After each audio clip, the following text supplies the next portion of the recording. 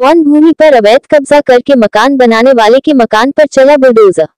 बीजपुर सोनभद्र स्थानीय बीजपुर बाजार गराज स्थित उत्तरी पटरी पर न्यायालय आदेश के अनुपालन में मंगलवार को प्रभागीय वनाधिकारी रेणुकूट मनमोहन मिश्र के नेतृत्व में वन भूमि पर बने अवैध मकान एवं अतिक्रमण को बुलडोजर से धराशायी कर दिया गया। बुलडोजर की कार्यवाही से इलाके में हड़कंप मच गया।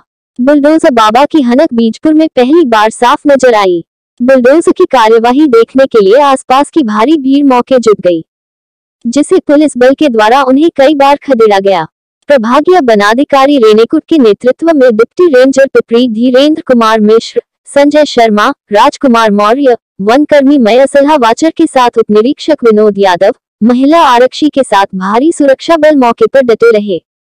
बुलडोजर के साथ मौके पर अतिक्रमण गिराने पहुंचे वन विभाग कर्मियों के साथ अतिक्रमणकारी महिला एवं बच्चों द्वारा नोकझोंक भी होती रही। बाद में माहौल गर्माता देख स्थानीय प्रशासन ने अतिक्रमणकारी के परिजनों को महिला पुलिस बल के द्वारा उठाकर थाने ले जाया गया।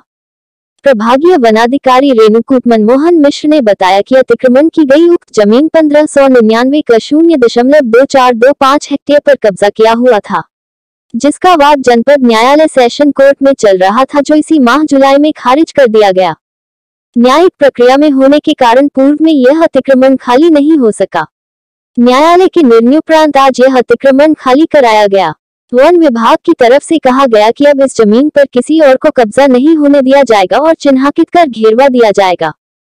उन्होंने कहा कि वन भूमि पर जहां जहां भी अवैध कब्जा किया गया है उसको चिन्हित किया जा रहा है। यदि मामला न्यायालय में विचाराधीन नहीं है तो उसे शीघ्र ही खाली करवाया जाएगा।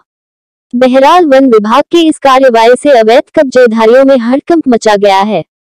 इस मौके पर राजस्व विभाग के नायब तहसीलदार विशाल पासवान, कानूनगो, लेखपाल भी मौजूद रहे।